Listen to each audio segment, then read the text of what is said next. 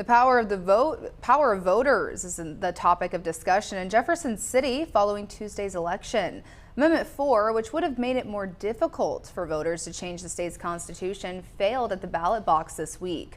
Also on Tuesday, the Secretary of State announced he won't be certifying a petition to prevent lawmakers from overriding voter-approved measures. The campaign, Respect Missouri Voters, is taking legal action against the Secretary of State, hoping to get its measure on the ballot. We're not going to let Secretary of State Hoskins from stopping Missourians from getting to vote. We're going to say, let Missouri vote. Because it is unconstitutional. It includes several different subjects that it would change and amend in the Missouri Constitution. Respect Missouri Voters' lawsuit against Hoskins was filed today and needs a ruling by September 8th. Summertime.